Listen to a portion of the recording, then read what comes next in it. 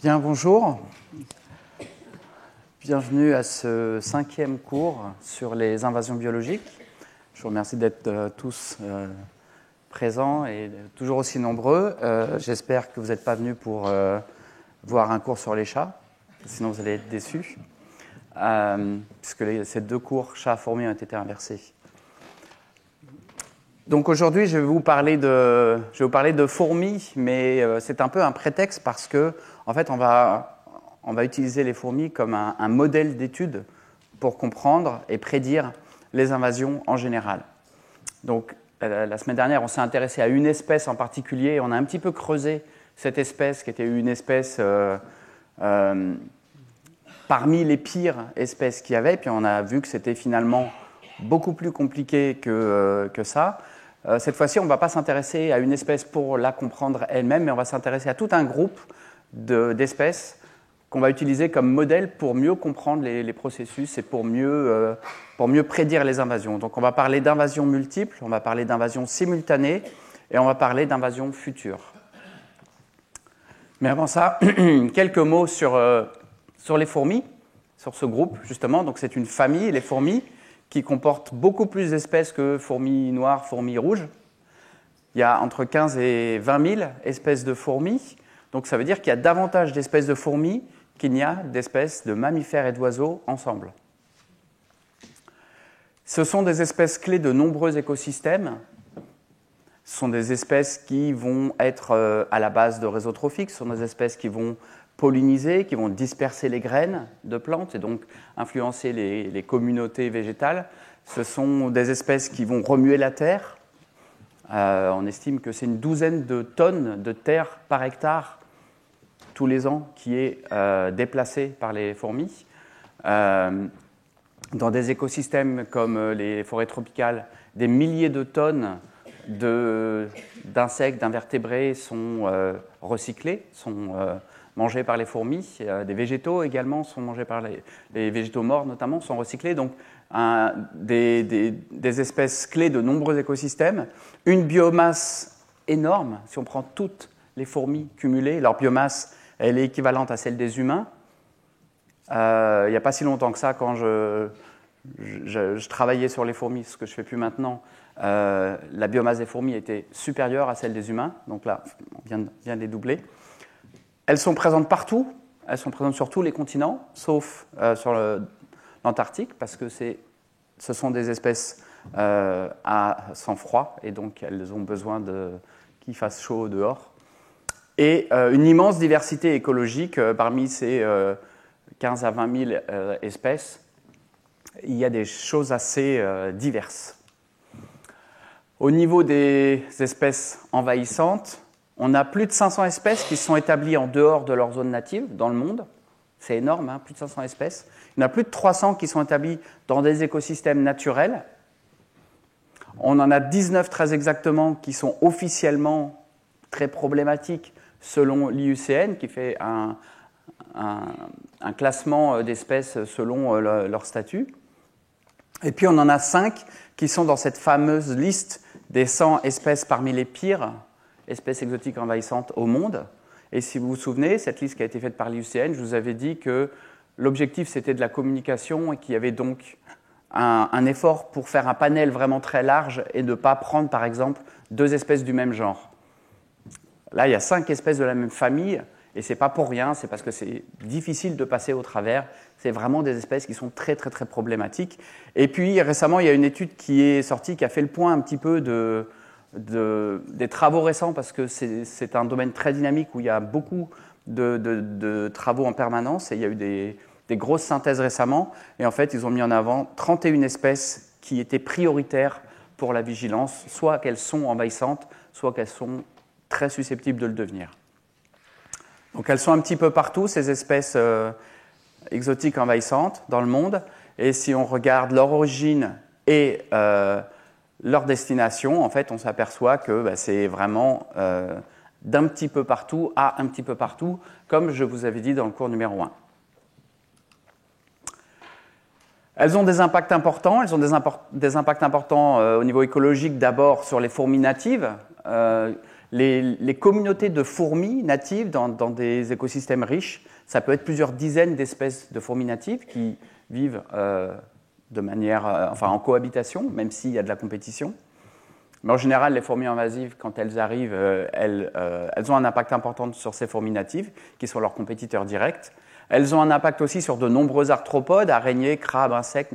Alors, arthropodes, non, je voulais dire invertébrés, mollusques aussi, parce que ce sont des prédateurs, souvent. Et puis aussi des impacts sur des espèces plus grosses, des reptiles, des amphibiens, des oiseaux, des mammifères. Il y a ce cas assez connu des éléphants qui sont affectés par les fourmis, qui vivent en symbiose avec des acacias en Afrique, dans les savanes africaines, et qui ont une piqûre très douloureuse et qui protègent les acacias des herbivores, des grands herbivores, et qui bénéficient de l'acacia en habitant dans des épines creuses que l'acacia a développées. Et le fait que ces éléphants évitent ces acacias où il y a des fourmis, ça permet en fait d'avoir une structure de végétation différente de si ces espèces n'étaient pas là. Et en fait, il y a une fourmi envahissante qui a retiré cette espèce, qui a éliminé cette espèce de certains espaces, et qui n'a pas ce même rôle de protection de l'acacia, ce qui fait que les acacias se sont surdéveloppés. Ça a changé vraiment la structure des savanes. Je n'avais pas prévu de vous dire tout ça, je vais être en retard après. Mais c'est intéressant comme étude parce que la structure des savanes a changé, donc avec une strate arborée beaucoup plus importante, ce qui fait que les proies n'arrivent plus à voir les prédateurs de loin, et ce qui fait que les herbivores ont un taux de mortalité plus important par les lions. Les lions ont un taux de succès de chasse plus important du fait de l'invasion des fourmis. Donc, des impacts qui peuvent être des impacts en cascade, comme je vous l'ai dit dans les cours précédents, et notamment des impacts aussi sur tout ce que les fourmis natives ou d'autres espèces font normalement et qui ne sont plus faits normalement, comme la dispersion des graines, vous voyez ici, comme la pollinisation, comme le cycle des nutriments ou comme la structure des communautés. Et puis, il n'y a pas que sur les écosystèmes qu'il y a des impacts, il y a des impacts aussi sur les économies. Donc, une étude récente a montré que le total des coûts économiques des fourmis envahissantes dans le monde, c'est plus de 50 milliards de dollars par an. Mais ça, en fait, c'est basé sur 2 espèces principalement et sur 2 pays principalement. C'est dû à des problèmes dans les agroécosystèmes, quand vous avez des agriculteurs qui ne peuvent plus aller dans les champs parce que les fourmis les piquent et ces piqûres sont extrêmement douloureuses. Vous avez des pertes économiques, destruction d'équipements électriques. Je ne sais pas pourquoi, on ne sait pas trop pourquoi. Il y a certaines espèces de fourmis qui sont très attirées par les champs électriques et qui vont causer des dégâts économiques assez importants aux équipements électriques, des infestations de maisons qui font des pertes de valeur immobilière, des chutes du tourisme, etc. À propos des 50 milliards de dollars, on voit ici sur la carte de cette étude qu'en fait, il y a assez peu de pays qui ont été étudiés de ce point de vue. Donc les 50 milliards de dollars sont basés sur un nombre limité de pays. Par exemple, l'Angleterre, l'Allemagne, l'Italie, etc. n'ont pas du tout d'études. Donc ces 50 milliards, en fait, c'est vraiment une sous-estimation. Un impact aussi important sur la santé humaine. Certaines fourmis peuvent être vecteurs de maladies, mais surtout, de nombreuses fourmis ont des piqûres très très douloureuses.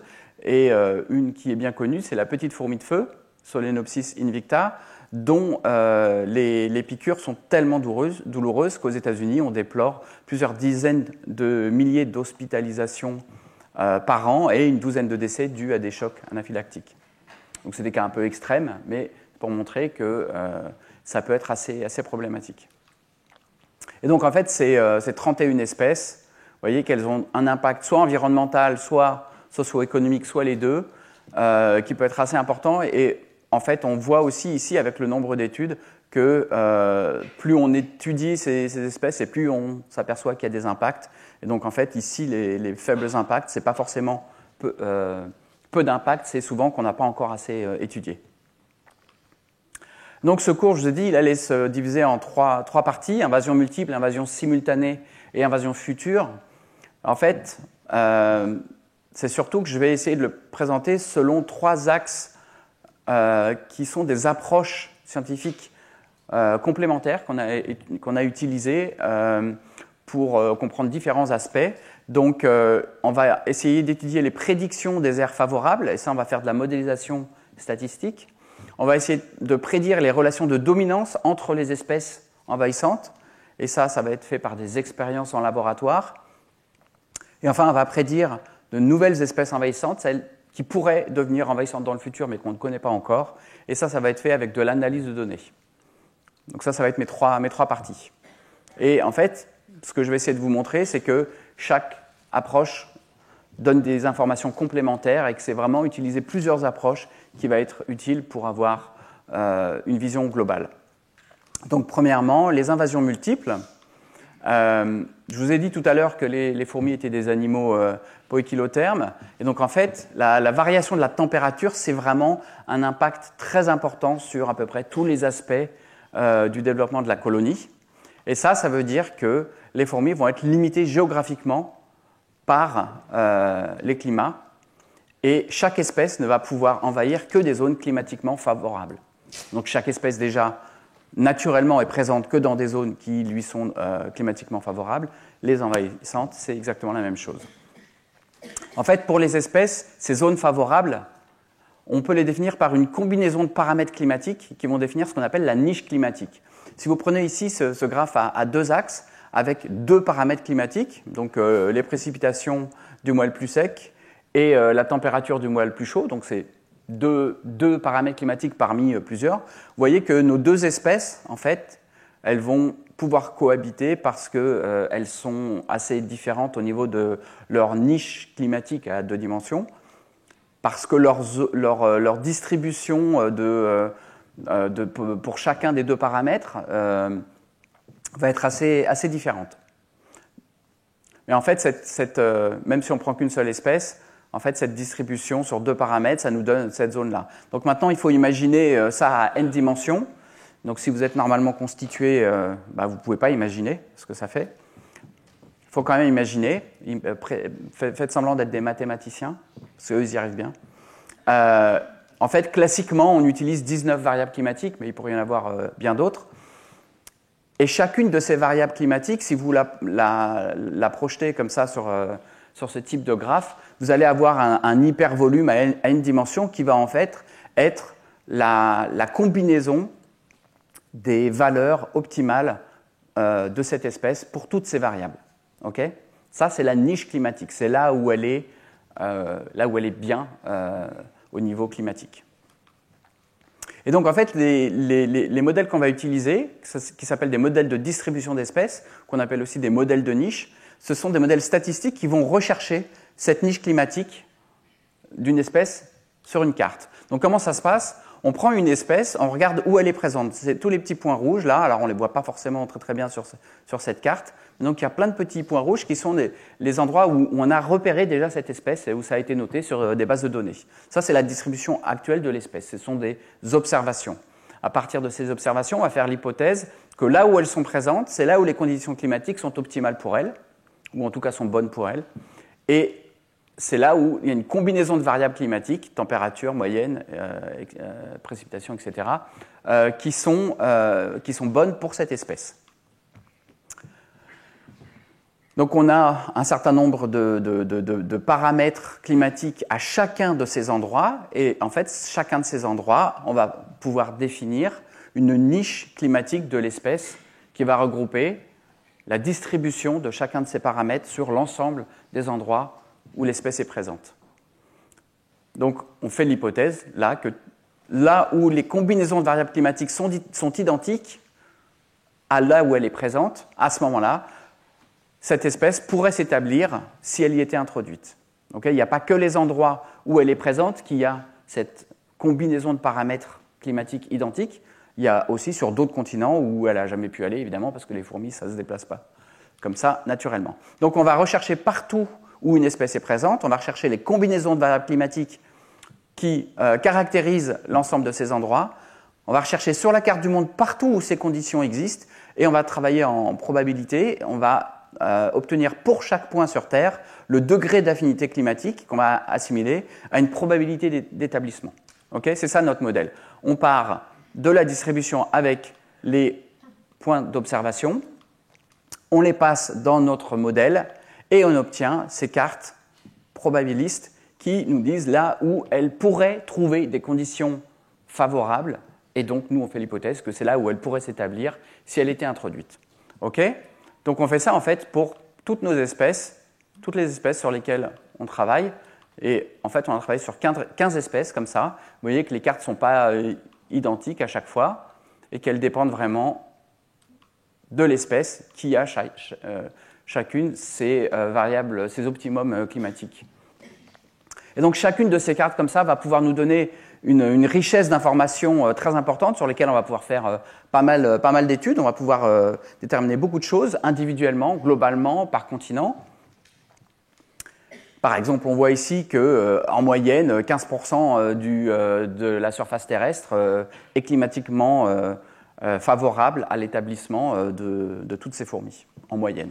Mais on va regarder ça plutôt au niveau du cours numéro 7, tout ce qu'on va pouvoir faire avec ces cartes. Mais aujourd'hui, ce qu'on va regarder, c'est plutôt par région. C'est-à-dire que si on regarde les cartes cumulées, on prend toutes les cartes que je viens de vous montrer, on les cumule, on peut s'apercevoir en fait qu'il y a des individus, qu'il y a des régions où il y a de nombreuses espèces qui peuvent être simultanément introduites. Et c'est ça qui va m'intéresser pour le reste de ce cours, le fait qu'il y a des endroits où plusieurs espèces envahissantes sont déjà arrivées ou vont arriver. Donc la conclusion de cette première partie, c'est que certaines zones vont être envahies par plusieurs espèces de fourmis simultanément. Ça, c'est uniquement les conditions abiotiques.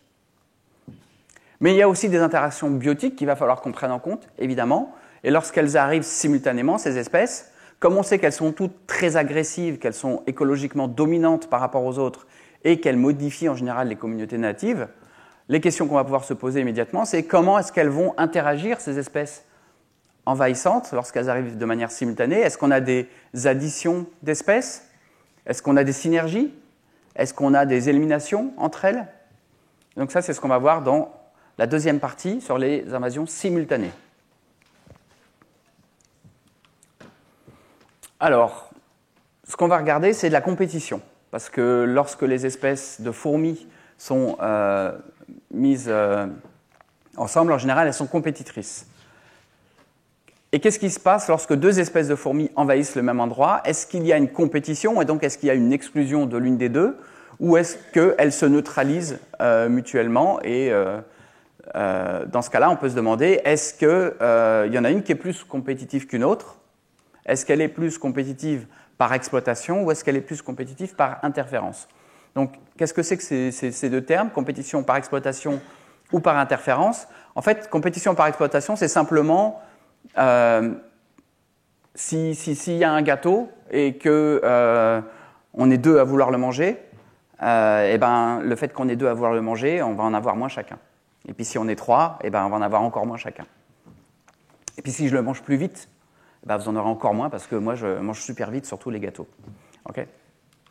La compétition par interférence, là les individus vont interagir directement de manière agressive pour pouvoir monopoliser une ressource qui est limitée. Donc si on a un gâteau et que je vous empêche de vous asseoir à table, et ben, le gâteau il va être plus pour moi. Okay, donc ces deux types-là, on va essayer de regarder ce qui risque de se passer lorsque deux espèces exotiques envahissantes de fourmis arrivent sur une ressource unique. Donc on va regarder d'abord au niveau de la compétition d'exploitation. Et la compétition d'exploitation, en fait, il y a deux types. Pour être fort au niveau exploitation, on peut être fort parce qu'on arrive à trouver les ressources plus rapidement que les autres. Et vous savez que les fourmis, en général, elles sont assez fortes pour trouver les ressources.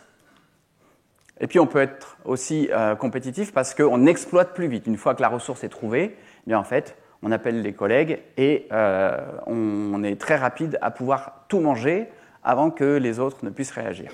Donc il y a deux aspects à à ce type de compétition.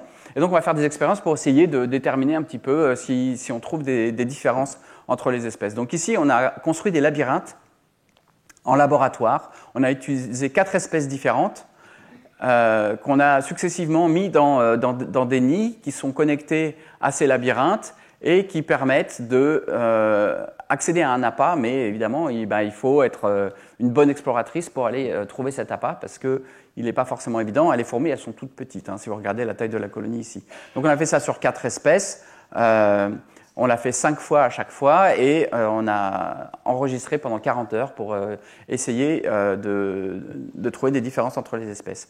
Et puis pour l'exploitation, en fait, là, il n'y a pas besoin de trouver le temps pour trouver des ressources, donc on les a mis juste derrière le nid. Aussi pour 4 espèces, là on a fait 8 réplicas à chaque fois, mais là en fait ce qu'on a essayé de regarder, c'est le temps de... Alors ici c'était le temps de découverte, combien de temps elle mettait pour trouver les appâts. Ici c'est le temps de recrutement, c'est-à-dire le temps qu'elle mettait à aller chercher un certain nombre d'autres fourmis, et le nombre d'ouvrières par appât en fonction du temps. Donc on regarde ça en fonction de 4 espèces, donc les 4 espèces qu'on a utilisées, on va les retrouver tout au long de cette aventure, c'est la fourmi à grosse tête, la fourmi d'Argentine, la fourmi électrique et la fourmi invasive des jardins. Donc ici on a nos 3 graphes principaux, nos 3 paramètres qu'on a cherchés pour l'exploration avec notre petit labyrinthe, et vous voyez qu'en fait il y a des différences, hein, un grand nombre d'ouvrières par appât, un petit nombre, et ici un temps de recrutement qui est très faible, et ici il est plus grand, et le temps de découverte de la même manière. Ici, exploitation avec l'appât, nombre d'ouvrières par appât, le temps de recrutement et le temps de découverte, pareil. Donc vous voyez qu'il y a des grandes différences entre les espèces, une espèce de gradient, avec des espèces qui sont des meilleures exploratrices et puis des espèces qui sont meilleures pour exploiter rapidement, et d'autres qui sont même meilleures pour voler les appâts. Ici, on a mis des gouttes de miel ou des poudres, mais si on met par exemple des larves de drosophiles que les fourmis peuvent ramener au nid, en fait, plus elles arrivent vite et plus elles peuvent les récupérer sans que les autres même ne les voient. Ensuite, on a la compétition par interférence. Là, c'est un petit peu différent. Donc on empêche les autres fourmis compétitrices d'accéder à la ressource. Pour ça, il faut voir comment les fourmis se comportent entre elles. Et donc là, ce qu'on a fait, c'est qu'on a étudié plusieurs niveaux, au niveau individu, au niveau groupe, au niveau colonie, et on a pris des espèces, un individu de chaque, qu'on a mis dans des boîtes de pétri pour voir le comportement, et on a filmé pendant 5 minutes, et on a regardé 8 comportements, ouverture de mandibule, anténation, feindre la mort, etc. Et on a mesuré pour chaque espèce, là on avait 7 espèces, pour chaque espèce, comment elle distribuait ses comportements, ses 8 comportements, en fonction de qui elle avait en face. Et ça, évidemment, on l'a fait pour chacun, ça veut dire qu'on a 21 interactions, et comme on a 10 réplicas au total, pour chaque interaction, on en a 210, qui nous permet d'avoir pas mal de résultats. Alors ce petit graphe, en fait, ce qui fait tout simplement, c'est qu'il met en regard ces comportements en blanc ici, que je vous ai indiqué tout à l'heure, et en couleur les espèces. Et en fait, ce qu'on arrive à voir comme ça, c'est qu'il y a certaines espèces qui vont, par exemple, fuir ou être indifférentes. Il y en a d'autres qui vont feindre la mort. C'est assez impressionnant, hein, parce que même nous, on se faisait avoir. On disait, elle a à peine touchée, elle est morte. Et puis quand l'autre partait, hop, elle repartait. Donc elle feint vraiment la mort. Je voulais vous mettre des films, mais en fait, ça dure un peu longtemps. Et puis, on a d'autres qui sont très agressives avec ouverture de mandibule, attaque physique, etc. Mais en fait, 1 contre 1, c'est pas forcément très réaliste. Donc on a essayé aussi de faire des choses avec des choses un peu plus réalistes. Donc 10 contre 10, parce qu'il y a certaines espèces qui ont un comportement très différent lorsqu'elles sont seules de lorsqu'elles sont avec d'autres ouvrières. Et donc là, on a pris 10 contre 10 et on a refait à peu près la même chose. Et on s'aperçoit ici que si on met sur un graphe la capacité à éliminer l'espèce compétitrice, parce que des fois, en 10 minutes, elles éliminaient plus ou moins complètement l'autre espèce, pas complètement, mais pas mal, et la capacité de survie, parce que le fait d'attaquer la compétitrice vient avec un coût, parce qu'on ne gagne pas à tous les coups, en fait, on s'aperçoit qu'il y a une corrélation entre les deux. Plus les espèces éliminaient la compétitrice et plus elle survit. Et en fait, on s'aperçoit que on a 3 espèces qui ont un comportement plutôt évasif ou indifférent. Et 3 espèces qui sont plutôt agressives. Et dans ces 5 espèces, pardon. Et dans ces 5 espèces, en fait, on a des attaques physiques et on a des attaques chimiques. Donc des choses assez différentes. On a 2 stratégies comportementales, d'évitement et d'agression. Et on a une hiérarchie linéaire parmi les 4 espèces qu'on avait regardées avec les expériences précédentes. Mais bon, ce protocole, il est un peu limité parce que on a des petits groupes, même 10 contre 10, ça n'a rien à voir avec une colonie. Et en fait, il y a certaines stratégies de combat qui sont vraiment basées sur le nombre. Alors, j'ai mis stratégie de combat, en fait, stratégie d'interaction, même si souvent, pour ces espèces-là, c'était le combat, ce n'était pas toujours le cas. Et puis, le temps d'interaction, il est court. En fait, il se passe des choses au-delà de 30 minutes. Et ce terrain, en fait, c'est une boîte de pétri. On force un petit peu les interactions. Si les espèces voulaient rester dans leur colonie, elles ne peuvent pas. Donc, on a fait un autre type d'expérience, cette fois-ci donc au niveau de la colonie. On a fait des interactions colonie-colonie avec 2 espèces qu'on met dans 2 nids. En fait, les nids, c'est ici, c'est des petits tubes. C'est des espèces qui sont relativement petites, donc ça tient vraiment dans un tube.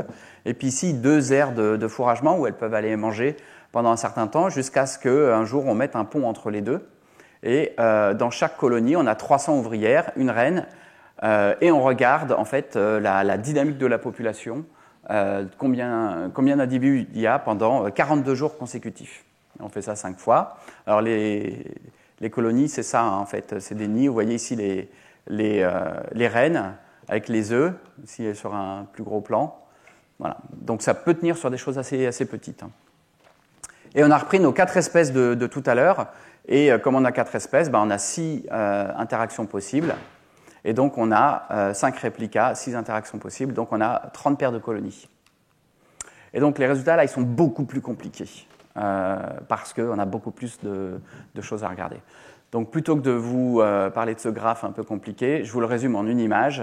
Ça a été assez impressionnant lorsqu'on met les colonies ensemble.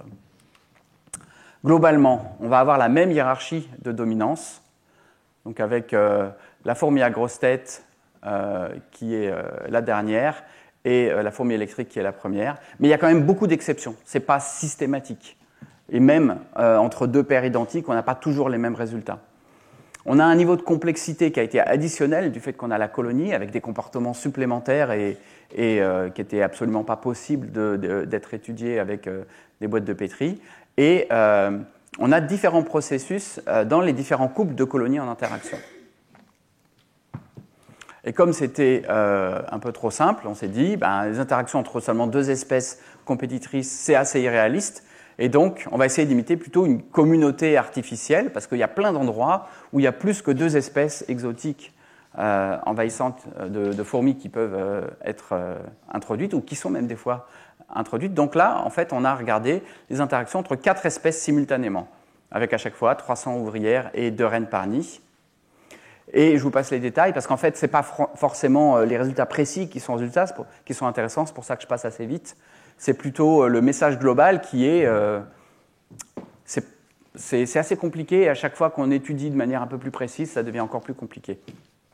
Mais dans tous les cas, on se retrouvait avec une seule colonie survivante après 14 jours seulement. On avait prévu d'étudier ça pendant 42 jours, mais en fait, au bout de 14 jours, on n'avait plus qu'une seule colonie à chaque fois lorsqu'on en avait 4. Le plus souvent, c'était Phédole megacephala, c'est-à-dire la fourmi à grosse tête, qui était celle qui perdait systématiquement en 1 contre 1. Donc ça, c'est notre design. Vous voyez ici les 4 colonies avec une possibilité ici de passer de l'une à l'autre. Donc ça veut dire qu'il faut vraiment le vouloir pour aller attaquer les autres. Elles n'étaient pas forcées, elles pouvaient très bien vivre leur petite vie en parallèle. Avec ici le fait de pouvoir filmer. Et en fait, ce qui s'est passé, alors je vous le mets sous forme de BD, lorsqu'on met toutes les colonies en même temps, en fait, la fourmi à grosse tête, elle a une stratégie qui est différente de ce qu'elle avait jusqu'ici. En fait, elle va se tenir à l'écart des combats, elle va laisser les 3 autres avoir des interactions antagonistes de manière assez forte. Et quand il n'y a plus qu'une seule espèce qui reste, et évidemment très affaiblie, puisqu'elle a combattu 2 autres espèces, et bien en fait, ils sortent et ils les liquident de manière assez efficace. Donc une stratégie qui n'est absolument pas vue lorsqu'on est en 1 contre 1. Donc la conclusion de tout ça, c'est que les différentes espèces ont différents avantages. Ils sont très compétitifs par rapport aux espèces natives pour différentes raisons. Elles ont aussi différentes stratégies, pas seulement différents avantages, mais différentes stratégies comportementales ensemble. Elles sont généralement toutes très compétitrices. Elles sont en général excellentes pour exploiter les ressources, même si elles sont excellentes à différents niveaux. Elles sont excellentes à exclure les compétitrices, même si c'est à différents niveaux. Et ces avantages et ces stratégies d'exclusion elles-mêmes sont différentes. Elles diffèrent aussi en fonction de ce qu'elles ont en face. Et vous avez vu que plus on apportait de la complexité, c'est-à-dire du réalisme dans nos études, et plus on avait des résultats qui étaient variables et qui étaient différents de ce qu'on avait avant. Donc ça veut dire que c'est difficile de prédire dans des situations réelles lorsqu'on isole des composantes pour essayer de comprendre ce qui se passe. Donc on va essayer, puisqu'on parle de prédire, maintenant on va essayer de prédire ce qui pourrait se passer dans le futur. Alors, pour prédire les invasions futures, il y a 2 choses qu'on peut faire. On peut prédire qui seront les futures invasives. Et pour ça, on va essayer de définir un profil des fourmis envahissantes. Et on va essayer pour ça de comprendre quelles sont les caractéristiques écologiques qui sont pertinentes. Donc ça, c'est une approche statistique. Et puis, on va essayer de regarder où seront ces futures invasions à partir du moment où on aura les espèces suspectes qui pourraient potentiellement devenir envahissantes. On va essayer de faire nos modèles de distribution de niches tels que je vous les ai montrés précédemment. Alors comme on parle de futur, il va falloir qu'on prenne en compte le changement climatique. Et du coup, je ne vais pas vous en parler aujourd'hui, je vais vous en parler au cours numéro 7 où je vous parlerai de changement climatique. Mais ici, qu'est-ce qu'on veut dire par définir un profil de fourmis envahissantes ? Bon, vous avez certainement entendu parler des profileurs criminels. Donc, ce sont des gens dans la police criminelle, dans la police scientifique, qui identifient des profils psychologiques de tueurs en série, par exemple, potentiels, grâce à des traits psychologiques, des combinaisons de traits psychologiques. En fait, nous, on va faire la même chose, mais on va prendre des profils écologiques des espèces exotiques envahissantes pour essayer de définir ce profil et pour essayer de voir s'il y en a d'autres qui ne sont pas encore envahissantes, mais qui pourraient le devenir. Alors pour ça, on a créé une base de données de traits écologiques d'espèces de fourmis envahissantes et non envahissantes, toutes les espèces de fourmis qu'on pouvait. Et pour chaque espèce, lorsqu'on trouvait les données, on a intégré des données de morphologie, de dynamique de colonie, de comportement, de distribution spatiale et d'interaction interspécifique. Donc on a créé cette grosse base de données qui réunit plus de 2000 espèces sur lesquelles on a des informations sur 23 traits écologiques, les 23 traits que je vous ai présentés juste précédemment. Alors malheureusement, on a pas mal de vide, on n'a pas pour chaque espèce toutes les valeurs pour tous les traits, mais on a quand même pas mal de choses qui vont nous permettre de faire un modèle prédictif. Donc en fait, si on regarde tous ces traits individuellement par rapport à nos espèces qui sont envahissantes, mais on s'aperçoit qu'on a 4 traits qui sont importants, qui ont souvent une certaine valeur, une valeur donnée pour nos espèces envahissantes. Rappelez, on a 19 espèces qui sont problématiques. Donc sur ces 19 espèces problématiques, eh bien, on sait que, par exemple, elles sont souvent supercoloniales. Supercoloniales, ça veut dire qu'elles ont plusieurs colonies, plusieurs fourmilières qui sont identifiées comme uniques. C'est-à-dire que vous prenez une fourmi d'une colonie, vous la mettez sur l'autre, elle se sent chez elle. Elle reconnaît toutes les ouvrières comme étant de la même colonie. Et donc ces supercolonies forment un avantage par rapport aux fourmis qui vont être en compétition au sein de la même espèce entre 2 colonies. Là, ce n'est pas le cas. Elles ont l'impression d'être toujours dans la même colonie. Donc on a comme ça 4 paramètres qui sont importants et on va leur attribuer des valeurs grâce aux valeurs qu'on avait dans notre base de données qui vont nous permettre de en fait, créer une espèce de formule qui donne une probabilité d'être envahisseur. Si vous avez alpha fois ce paramètre, bêta fois ce paramètre, etc., eh bien, vous avez une probabilité assez importante d'être envahisseur. Okay, ça, c'est ce que nous donnent nos 19 espèces dont on sait qu'elles sont envahissantes. Et à propos de traits, en fait, de traits écologiques qu'on peut étudier de manière assez complexe, je vous invite à rester tout à l'heure pour le séminaire de Dr Céline Bellard, qui est chercheuse au CNRS et qui se spécialise justement dans l'étude des traits fonctionnels sur la biodiversité en général. Et ce que je vais vous montrer aujourd'hui, c'est un tout petit bout de ce qu'on peut faire quand on n'est pas super doué en stats, comme l'est Céline Bellard. Donc, qu'est-ce que je fais avec mes 19 ? Alors, en plus, je dis je, mais c'est pas moi qui le fais, c'est mon équipe. Qu'est-ce que je fais avec ces 19 espèces et ce modèle ? Je regarde comment ça se distribue sur ce graphe. Ici, on voit la probabilité d'être envahissant et on voit qu'on a un grand pic ici avec une probabilité forte et 4 petits pics ici. Ça, c'est sur nos 19 espèces avec notre modèle. En fait, nos 19 espèces, elles sont ici. On en a ici une majorité qui est, on va appeler ça super invasive, alors qu'ici, on en a 5 qui sont, on va dire, juste invasives. Et puis, on a celle-là qui est à 0, donc qui a une probabilité 0 d'être envahissante. Donc ça, c'est un petit peu étonnant. Donc, on a été regarder un petit peu de plus près. Et cette fourmi, Acromyrmex, en fait, c'est une fourmi champignoniste. Vous l'avez déjà vue avec ses petites feuilles en ligne. En fait, on a découvert un peu en regardant dans la littérature qu'elle n'est pas vraiment envahissante. Elle est problématique à quelques endroits isolés dans les champs, il me semble, de canne à sucre, parce que elle découpe les feuilles, et donc c'est assez problématique. Mais au sens écologique du terme, elle est différente des autres. Elle n'a pas ce même profil, c'est pour ça que les modèles l'ont mis à 0. Et d'ailleurs, il y a une étude qui est sortie il y a 1 an qui fait un petit peu le point sur toutes les espèces envahissantes et qui confirme que cette espèce ne devrait pas être mise dans les 19. Donc maintenant qu'on a cette formule et qu'on a vu comment ça fonctionnait plutôt bien pour prédire nos 19 espèces envahissantes, on va essayer de les mettre sur toutes les espèces de fourmis qu'on a dans notre base de données, dont on ne connaît pas le statut, parce qu'a priori, elles sont pas classées comme envahissantes déjà dans la littérature. Donc on a 918 espèces seulement sur nos 2200 pour lesquelles on a assez de données sur ces 4 paramètres pour pouvoir faire tourner le modèle et obtenir une valeur de probabilité d'invasion avec les valeurs qu'elles ont chacune pour ces 4 paramètres. Donc on les applique à toutes les autres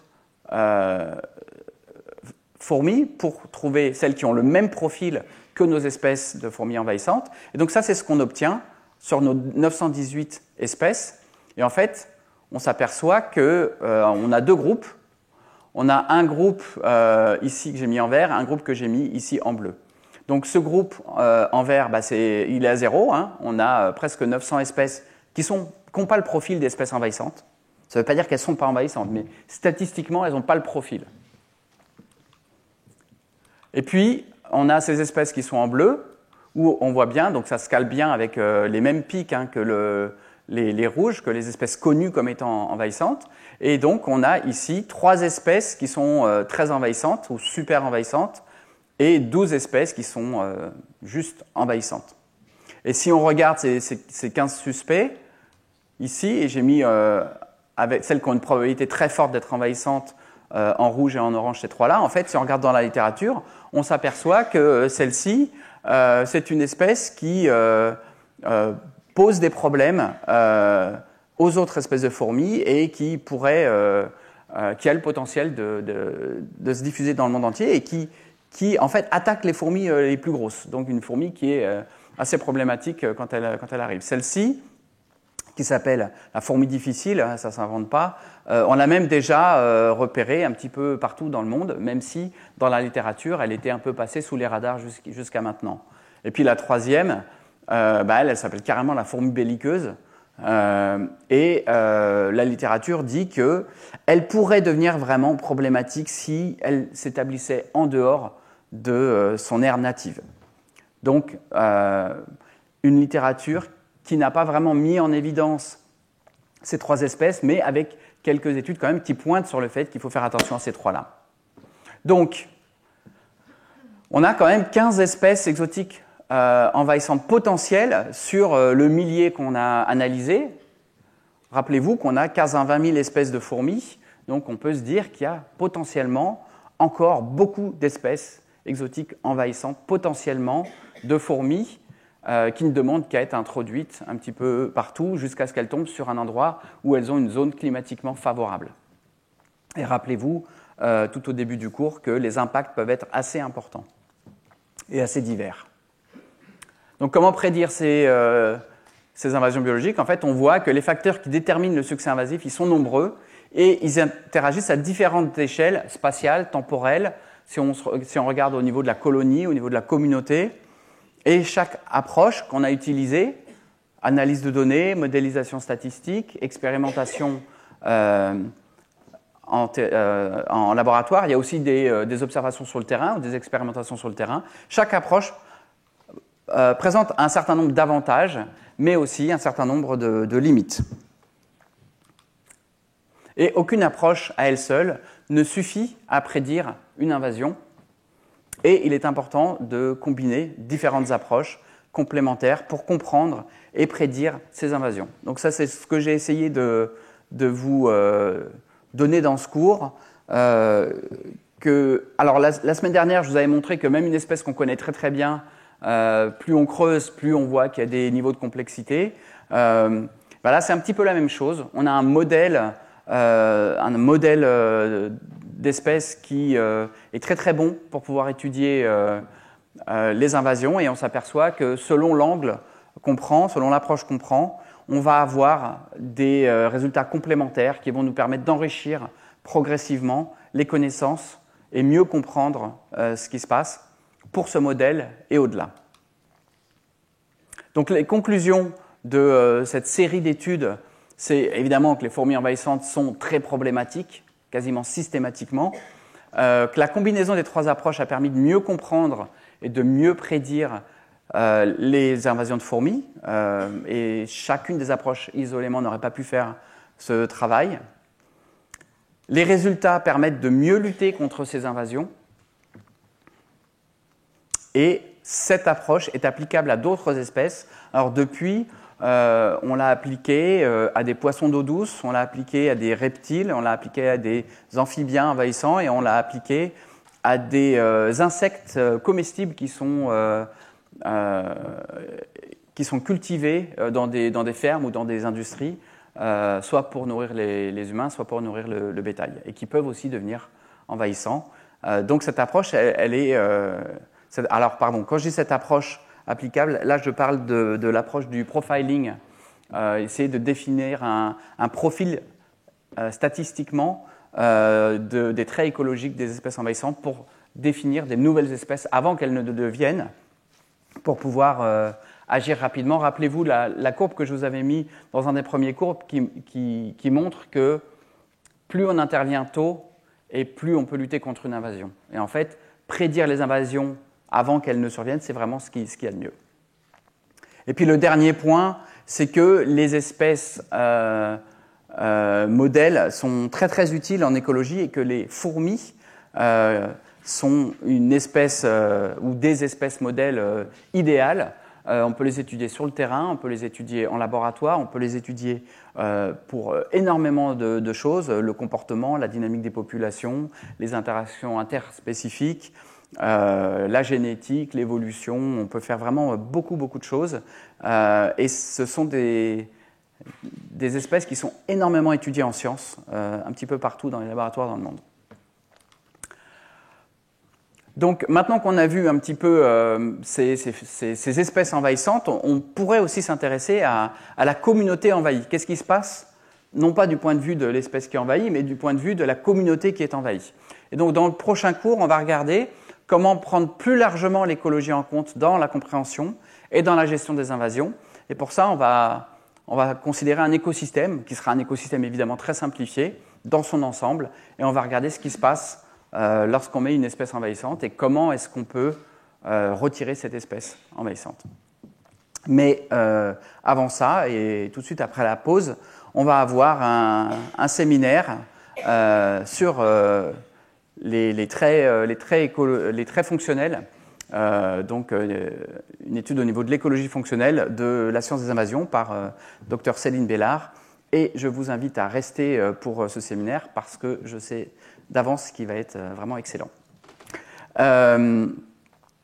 Si vous avez été un peu frustré parce que j'ai été un peu vite à dessein, parce que le cours dernier j'avais été un peu lent, vous pouvez voir le résumé de toutes ces études qu'on a fait pendant une demi-douzaine d'années sur les fourmis dans notre laboratoire.